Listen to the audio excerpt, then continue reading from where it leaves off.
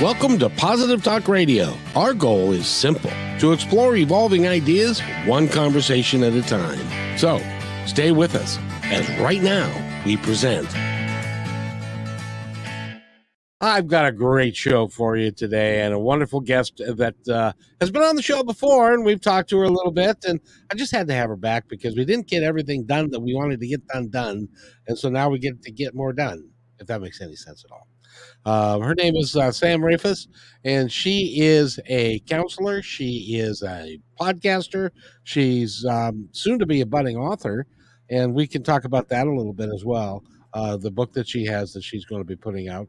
She's got a website that you can reference, and you can go to soberandserene.com, and you can find out all about her and the work that she's doing and what she's done. And I wanted to start off today, if I could, because you went through a period of time that, by the way, we all get to go do this, whether we want to or not. But your mom got sick, and then she sadly passed away. But then you had what you describe as a spiritual awakening. Can you please kind of describe what that was and what it was like for you? Sure. And I think for me, it might even be better to say a spiritual reawakening. Ah, And the reason I say that is just the way that I was raised with my parents, and I try to make it funny. And even though I'm not naturally funny, Kevin, but I was born in a city in Saskatchewan. I was born in Saskatoon, Saskatchewan. When I was 5 years old, my parents and then four older siblings, four older sisters, two younger brothers, so six of us kids, my parents moved us to the farm. And I thought my parents had absolutely lost their mind because, Kevin, are you in the era of Green Acres? oh yes. Okay. So those of you that are, you'll get my reference to it. So here I am, this young girl that, is in the city life. And, we had been going to gymnastics lessons and baton lessons and to church each weekend. And I grew up singing in church and all of these, lay spiritual things and family things that you do as you're growing up. Yet when we moved to the farm, it literally was looking like, things were falling down, and I couldn't my 5-year-old brain could not wrap my head around the fact that my parents would do this. So anyway, I digress. We grew up, we had the farm life. It was beautiful. When I look back on it, it was absolutely idyllic. Like I said, we went to church every weekend, and I always felt like our family was very spiritual. So I was raised in a spiritual environment, and take us into, as I'm growing up and going through, different facets of my life. And when my mom got sick, it wasn't that was what made me take a pause. It was just there was a lot of things going on in my life that, and you and I have talked about it too, that, things kind of blow up.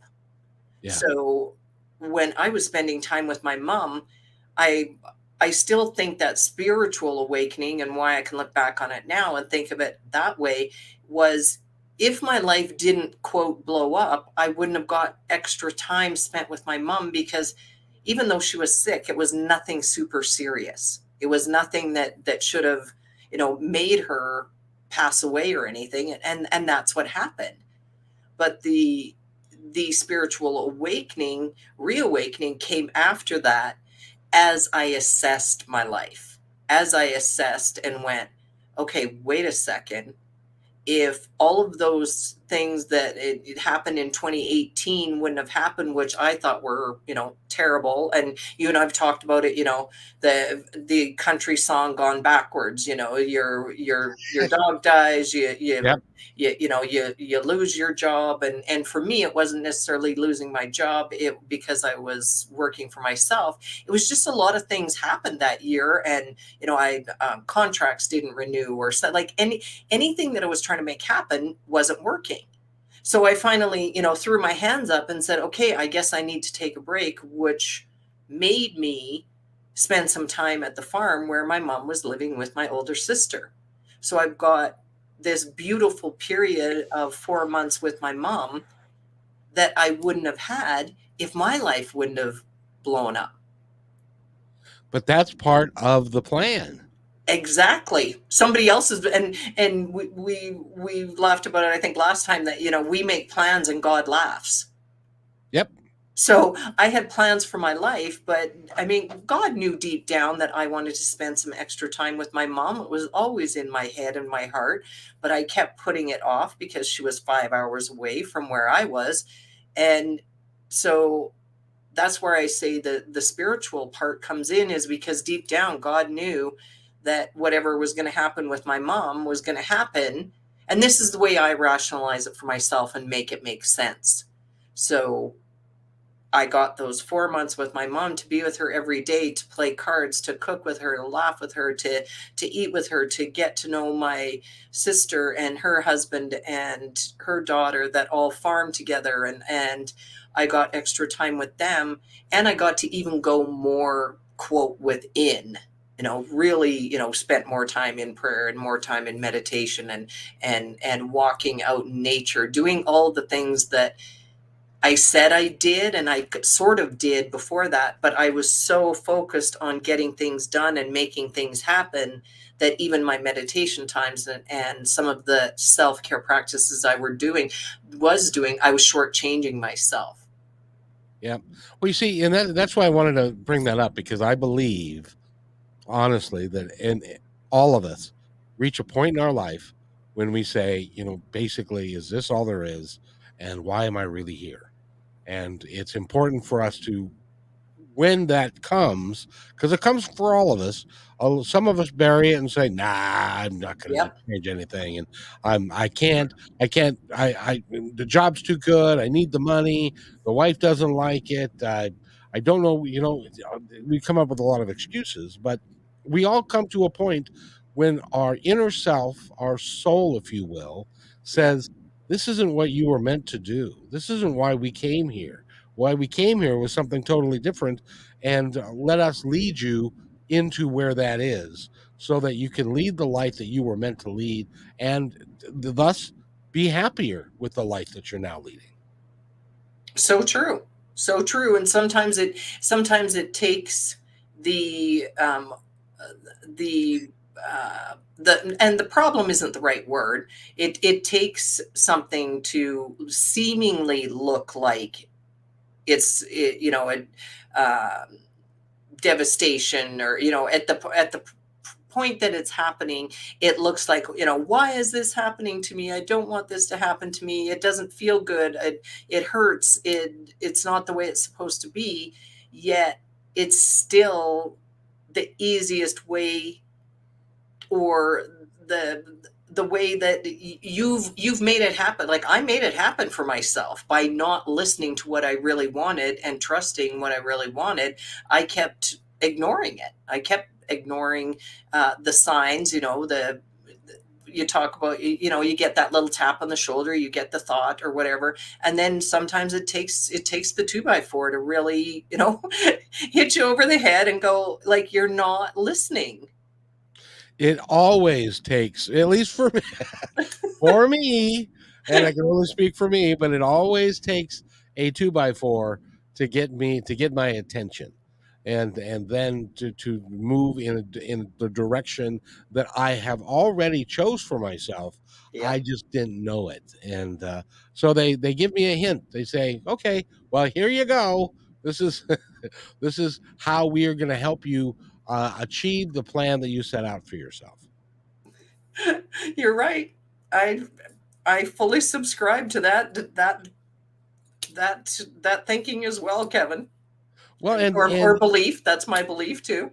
yeah, and for me, it's actually even annoying, because it's like it always happens. It always, you know, things happen in our life. Well, as an example, last year in July, my mother was 90 years old, and she had not had very many sick days in her whole life. and she was fine. And she was 90, and she played bridge on Wednesday. She went out to dinner on Thursday. She was going to a birthday party and a bridge party on Saturday, and she died Friday night.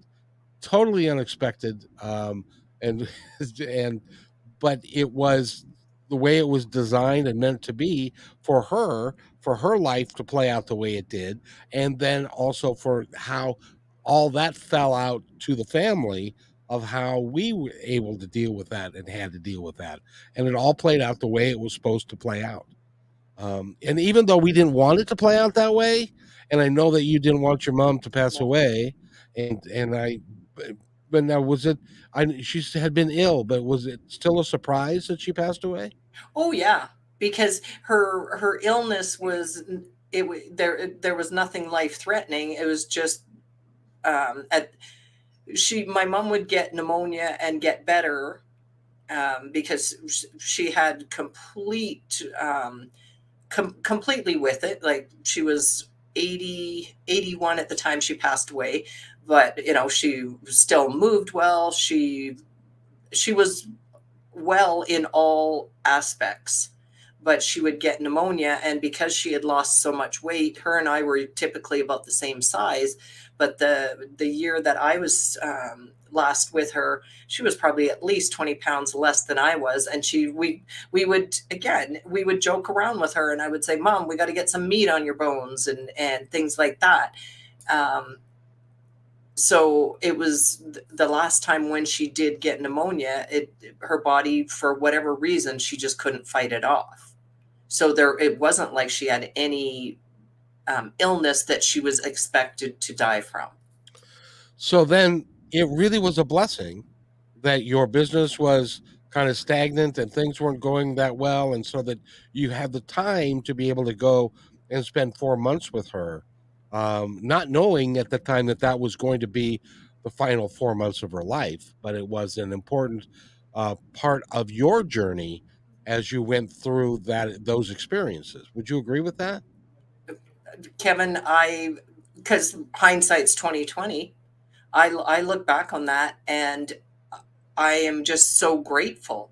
I'm so grateful that I got that time with her, because if that wouldn't have happened, if things were still going so well for me, I mean, in truth, I probably would have gone and visited for a long weekend, taking my kids, and because we would literally try to at least see my mom once a year.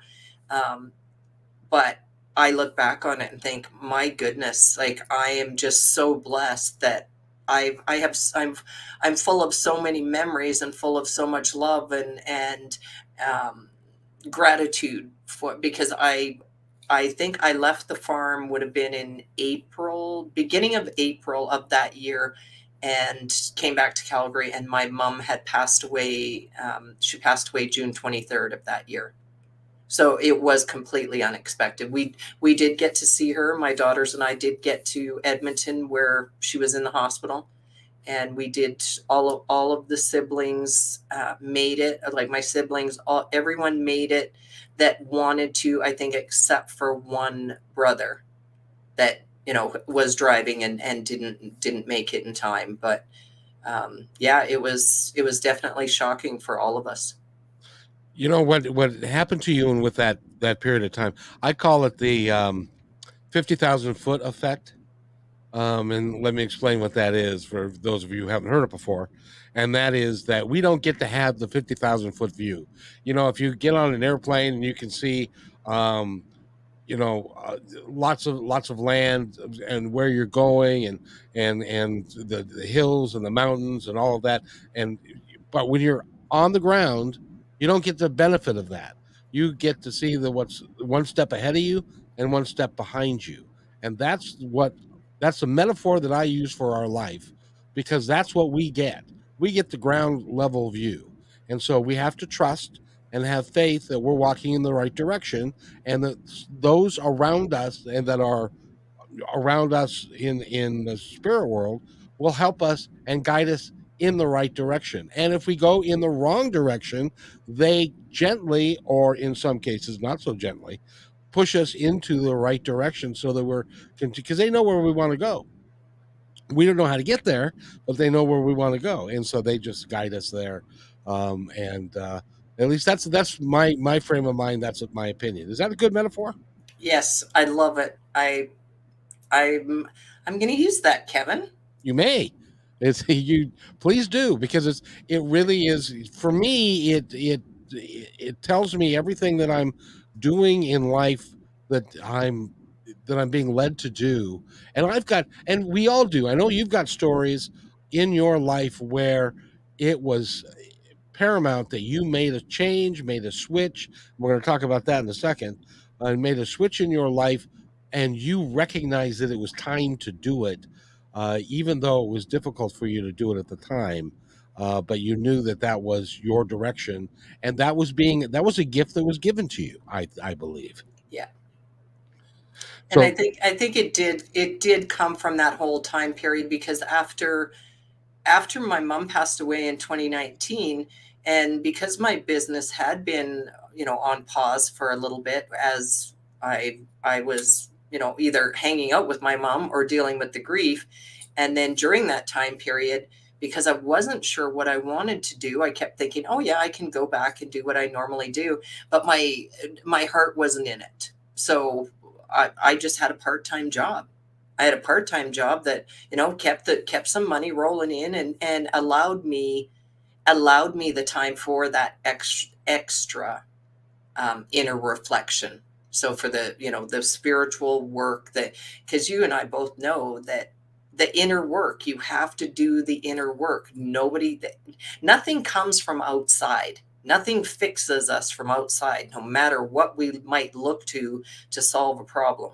But it still is all us, whatever is going on the inside. And until you deal with that, it's things are still going to keep happening. and it's important at one time in your life when it really asserts itself that you follow your heart, follow what's inside of you of what you really want to be able to go do. And Yeah. that's really important. And then there are things in our lifestyle that we have that we recognize at one point or another that this may not be the best thing for you, for me, or for anybody to be doing.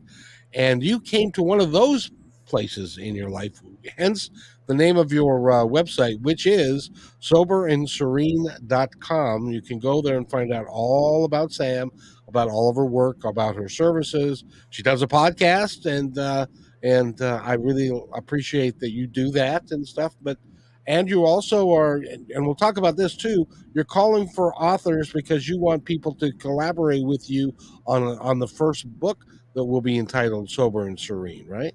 That's right. And I, I tell you, when you're a serial entrepreneur, I guess, is that what you could call me? I just, once you hit the entrepreneurial bug, and you like creating, and you like having control over your own life. And my brand previous to this brand was Love Brand You, and you and I have talked about it on the last episode. However, behind the scenes, from 2020 is when I had started to face, I guess, bringing it back to some of the spiritual awakening stuff. So as I'm digging deep, and I'm going within, and I'm trying to figure out what I need to do next, the realization of my coping mechanism of drinking copious amounts of wine most days is when it really hit me that, you know what, I think I have a problem. And maybe somebody else from the outside might have looked at me and thought, there is no problem, but I knew there was a problem, and I was drinking a lot of wine. Yeah. Well, if you recall, the last time we talked, you had friends when you said, I'm quitting drinking. I'm not going to drink any more wine." And you had people that would say to you, "Oh, come on, Sam, you don't have a problem. Yeah. There's no reason for you to do that because that means we can't go out and drink wine anymore." Because Yeah. they wanted to suck you in. Well, and in defense to them, they saw the same thing as the public persona of me, because I I like to say, I still, I still didn't want to drink and drive. So even when I was out, I was, well behaved for the most part, and had it together, where I always talk about, I put up a door when I'm doing presentations. I put that the door on the house, because it was behind closed doors where most of my drinking took place, because I could drink safely at home, and it creeps up on you. And so for me, I would go home and I'd have a glass or two of wine, but then it would be like, oh, well, might as well just finish the bottle. There's only a little bit left. So it became very habitual for me to just go home and drink a bottle. And then at the end, I would say the last year or two of my drinking, it was very easy for me to dip into that second bottle. And you always had that second bottle available to you. Of course. Oh You my made goodness, sure of Kevin. that. Me, or there was no way I would ever not make sure I had way more than I was going to drink, because just in case. Or Kevin, I would fool myself to, oh, well, if somebody comes over, I want to be able to offer them a glass of wine, or I want to be hospitable. That all of the tricks that those of us that are addicted to wine or any other substance, the games that we play with ourselves. It can be pretty insidious, can't it? Yeah. Because you're continuing to tell yourself stories, you're creating stories and telling yourself stories. Oh, I'm just going to relax. I had a story that I wanted to mention. I didn't mention it last time. I have a good friend. Been married. They've been married for a long time, and the husband figured out in his early 30s that he had a major drinking problem, and so he quit. And then when my wife and I were splitting up, and I went over to visit them, and his wife came home, and he and I were sitting there talking, and she came home, and she is also a wine drinker, and it amazed me because he was sitting there cold stone sober, and she came in and opened up a bottle of wine, and came in and had a glass of wine, and then when she was almost done with that, her child, teenager at the time, brought the bottle over and filled her wine the glass up again, and it was like everybody was oblivious to what was happening, and I saw what was happening as she slowly got drunker and drunker, and they didn't recognize it. It was the weirdest thing, that because I would have thought that in his household, because he went through AA and the 12th step and he did all of those things, I would have thought that he would have recognized that and would have put a stop to it. But nope. It was weird. Do you find that in people that you work with, that happens?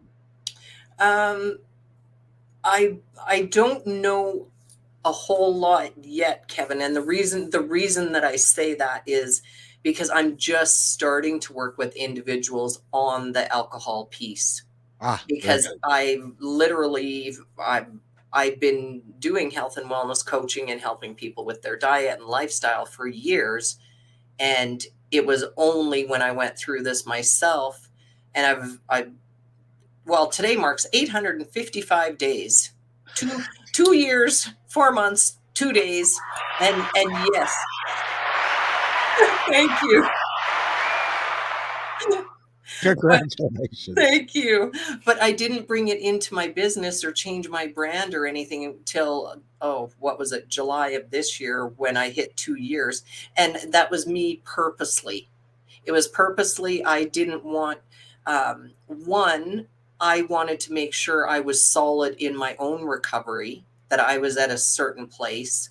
So it's only been in the last couple of months, since I started the podcast, actually, that I've said to people vocally, okay, now I feel ready. I feel that I can help people. So I'm only starting to work with individuals on what on their alcohol addiction, and so I can't really say what they're saying for their family members yet. Check back with me in 6 months or a year, and I'll probably have some more stories on that front. Well, and I was just going to say that you don't want to you don't want to start a coaching program that you yourself are going to fail at one point. So you want to make sure that you're well past it and are in a position to where it's not going to come back. Because then, could you imagine you have a bunch of clients that are all coming to you to help with their drinking problem, and then you relapse, and then you're drinking Yes. behind the scenes, and Yeah. that, I mean, that wouldn't work very well. It would not be good.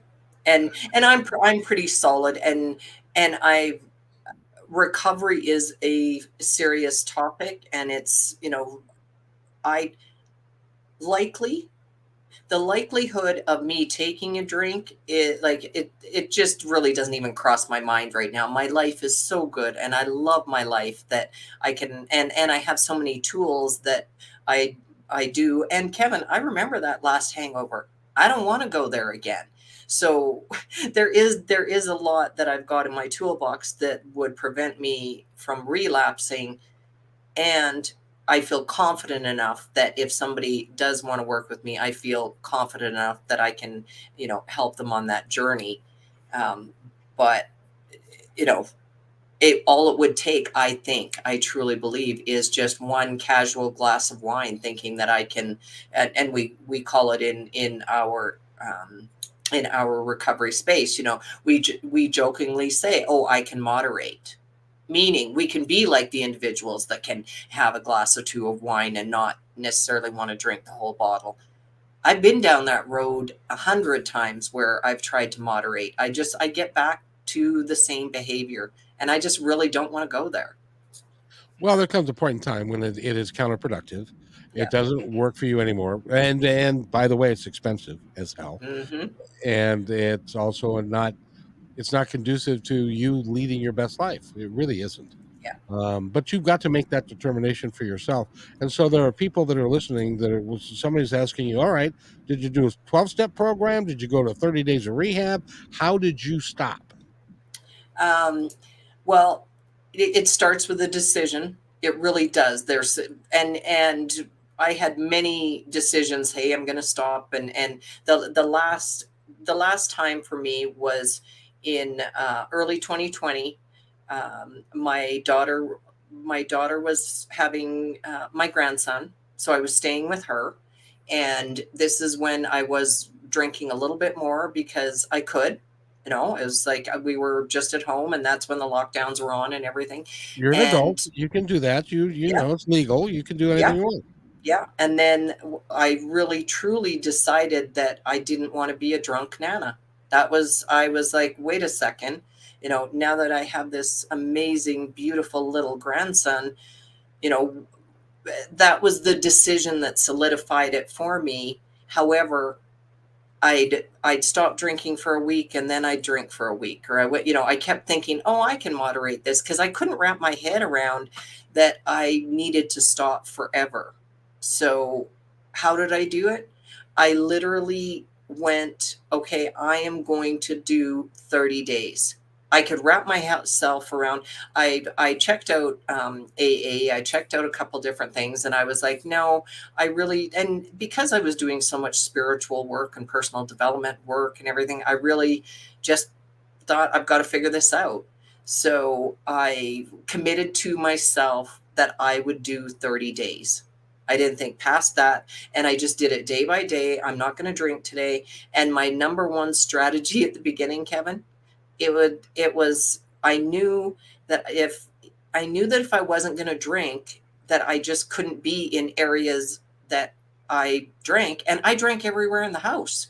So I drank in the kitchen, I drank in the living room, I drank in my room when I was staying with my daughter, because I want them to have their time alone with their child. So I would disappear into my room, but I would take the hugest glass of wine that I could, and try to read a book or something. So my strategy at the beginning was, okay, you're going to have these cravings, so just go and walk, because I like being outside. I like nice weather. They had a dog, so I'd grab the dog and I'd just go and walk, and it became kind of my joke that I traded wine for walking, so I made it walk o'clock.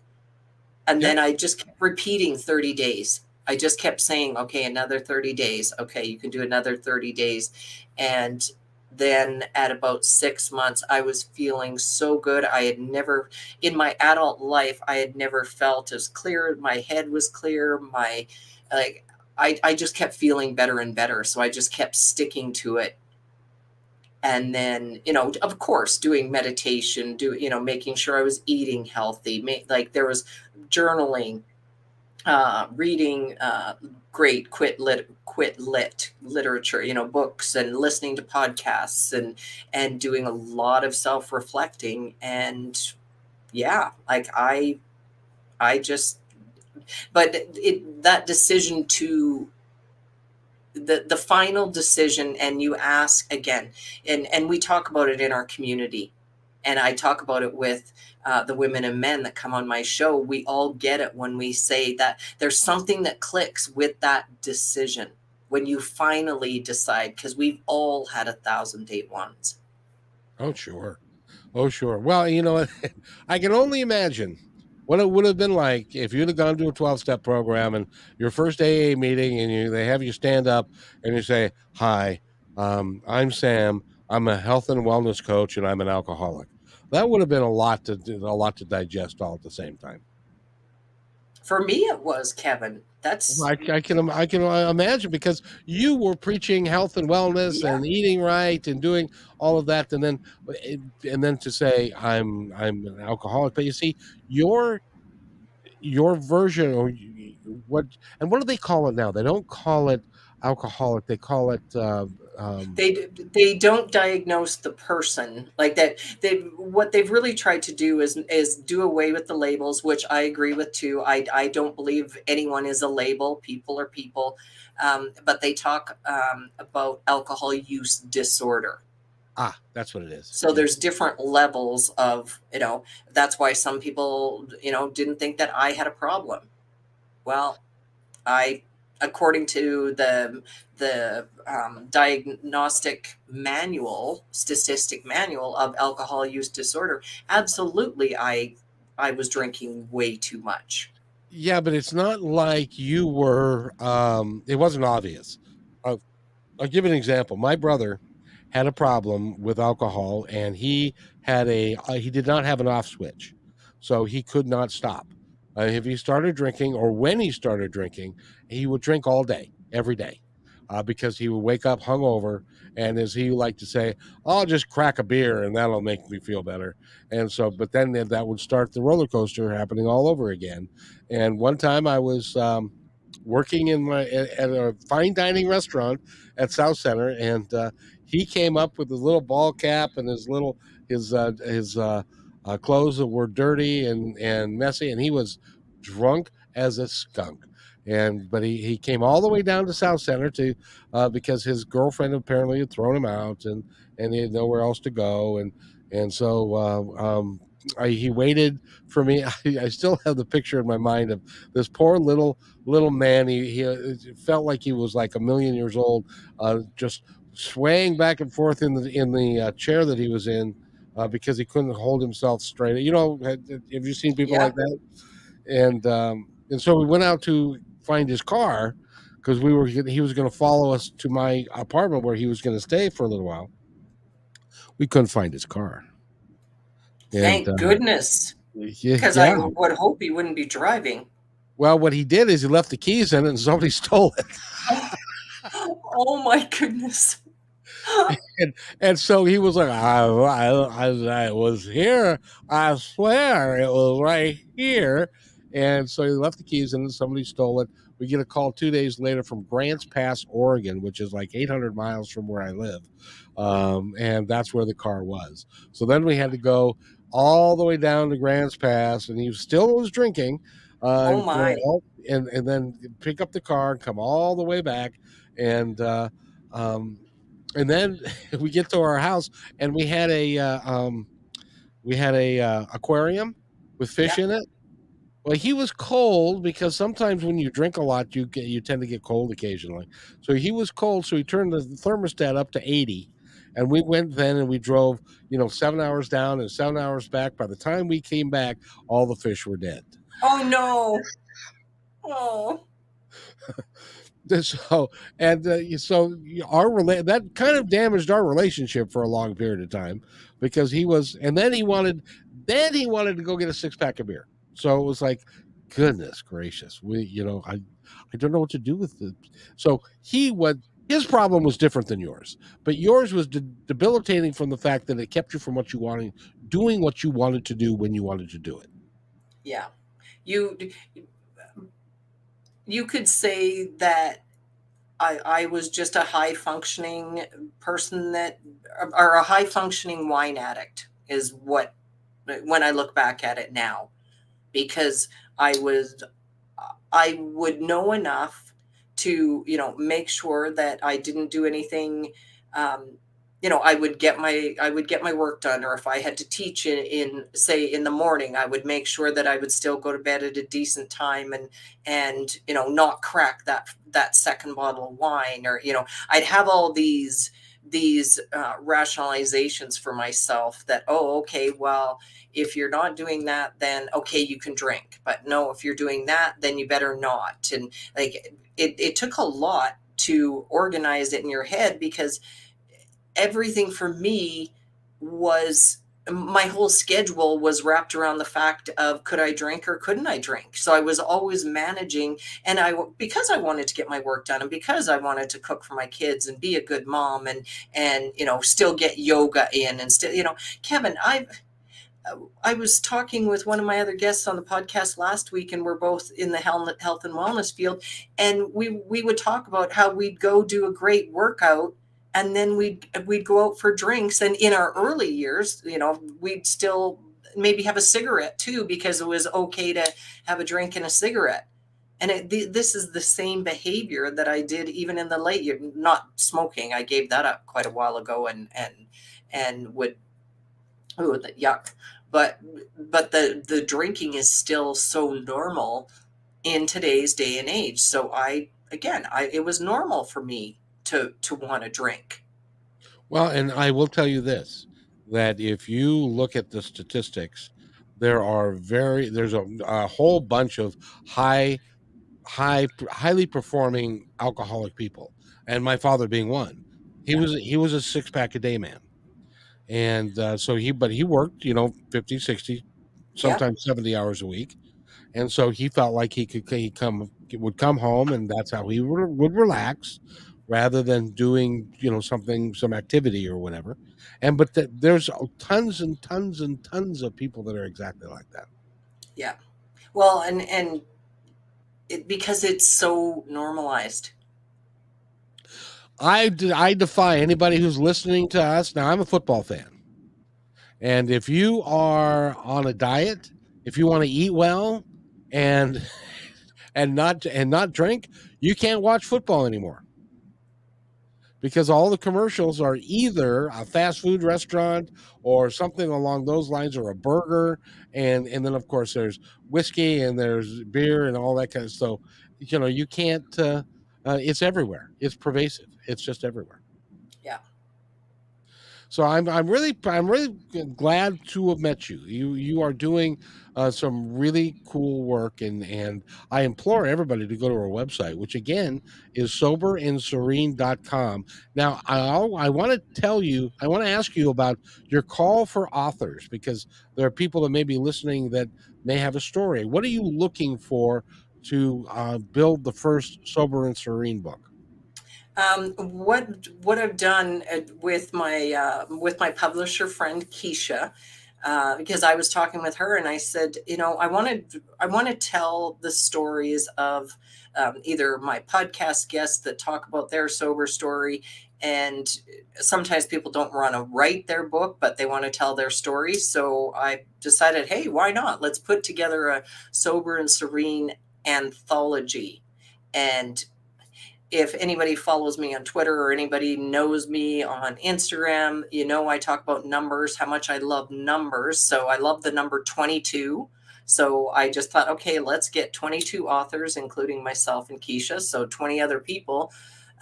Let's each write a chapter for the book. So I encourage anyone, if you are a budding author or you have a sober story to share, then reach out to me. The information is there.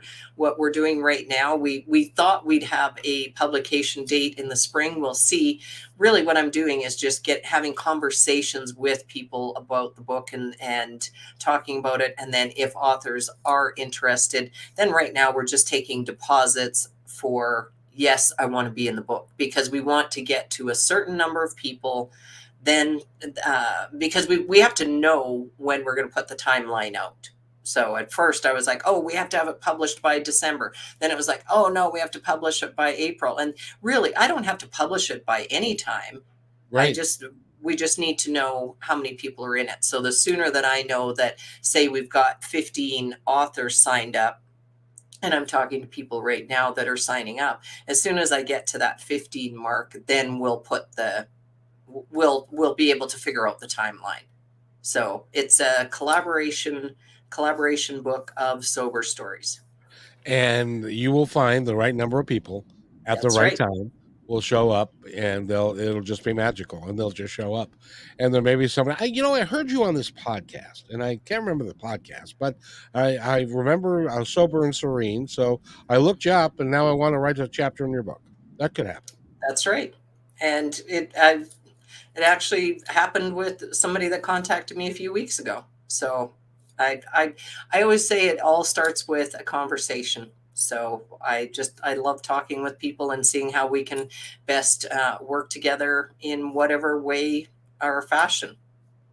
Exactly. So if somebody wants to contact you, is the website the best way to do it? Yes. Again, that's www.soberandserene.com. And it really is a well done website.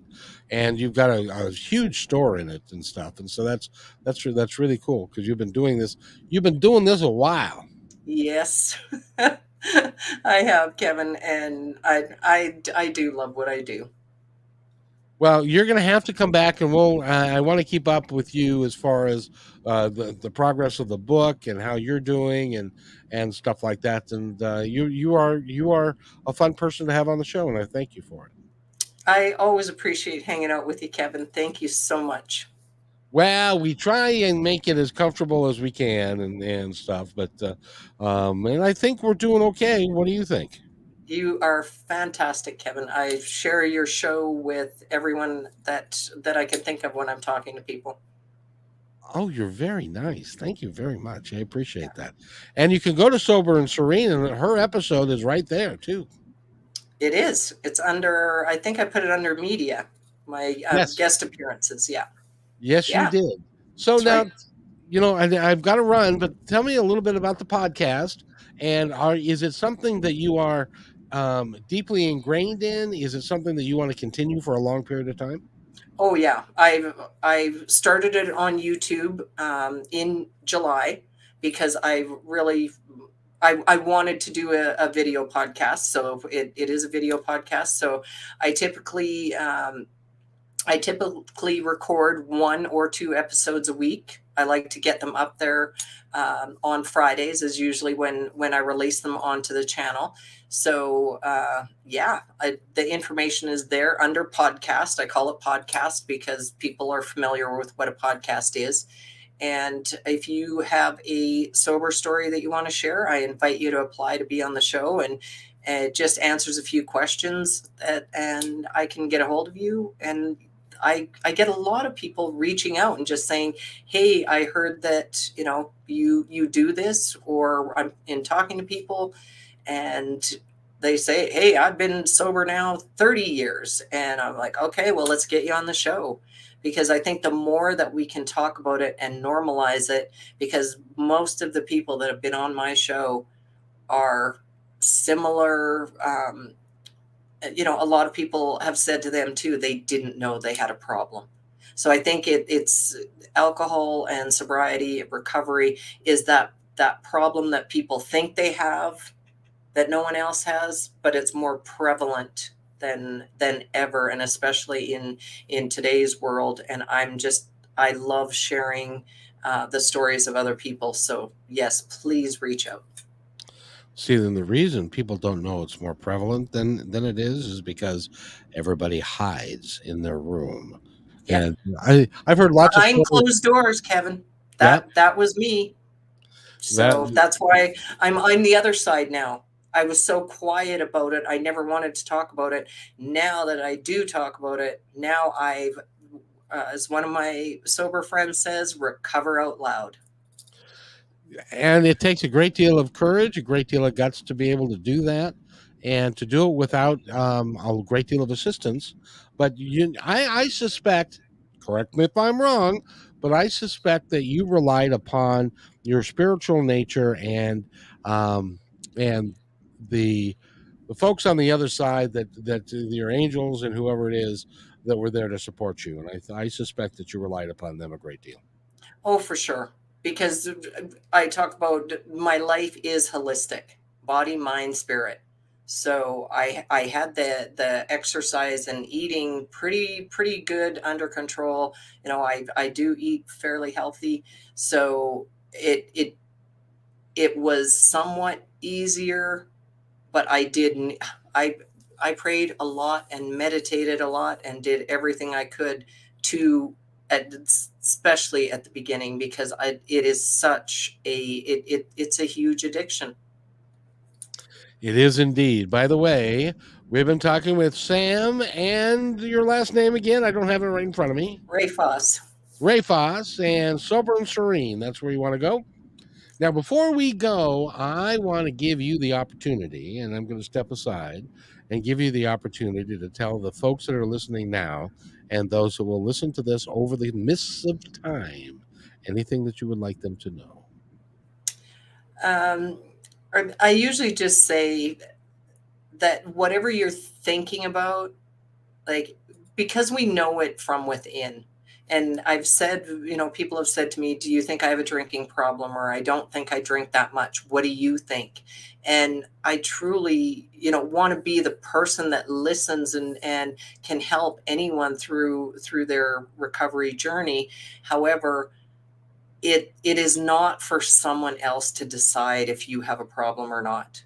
It's whatever your heart, your inner spirit, your inner God, whatever it is, we have the answers within us. And Kevin, you and I've talked about it, that sometimes we don't listen, or we don't trust that inner knowing. So I just always encourage people to just really, you know be silent for a while. Don't look to outer things or anything outside of you to solve any of what's going on for you. So, yeah, if you're going within, as they say, and you're still needing or wanting someone to talk to, I'm happy. I'm happy to be the listening ear for anyone that needs it. Go to soberandserene.com. It is a great website. You can find out all the stuff she does. You do quite a little bit, and you should be very proud of yourself. I'm sure and we didn't touch on this much, but I'm sure your kids are very proud of you now as well. I think so, and they do say that. My daughters are amazing. They're my why, absolutely. My three daughters, my grandson are my why for everything I've ever done in my life. And yeah, we're pretty tight. We're pretty close. I think more than anything, let's just say they are proud of their mom, but they're they're they're my daughters. And Kevin, you know how kids are. They're I like, get it. I know. I get but it. okay, I'm going to give them props. They may laugh at me and they may roll their eyes at me as I'm trying to say, "Hey, girls," whatever I'm trying to tell them. But I do get the odd message from each of them. Hey, mom, I love you. I'm so proud of you. Or way to go. Or so. Yes, absolutely. Yeah, well, when you have a program like that's called Positive Talk Radio, you can't be in a bad mood very often. And my son who is um, he's got a little bit of Eeyore in him. You know what Eeyore is? Yeah. Oh Lord, the Yeah. world is coming to an end. Life is terrible. And he's got a great life. His life has improved so much. So I keep telling him, you can do this. You can be happy. No, I can't, Dad. You're just stupid. So, and I'll accept that. I'll accept Oh, that. So it's been a pleasure talking to you again, and we got to do this again. Can we do this again? absolutely. Anytime, Kevin. Oh, very cool. Very cool. Soberandserene.com. That's where you go. And I want to thank you for being here. And it's so much fun talking to you. Always. We've had a really good time. So if you'll wait right there, I will be right back. Hey, thanks for enjoying this episode all the way to the end. Please give us a like and subscribe to this channel. This has been a production of PositiveTalkRadio.net. Please visit our website, oddly named PositiveTalkRadio.net, for more details about us and our mission, which is to provide great positive programming designed to inspire us all. I'm Kevin McDonald, and I'm proud of these shows, and I truly hope that you'll like them and share them with friends and family. So on behalf of our entire team,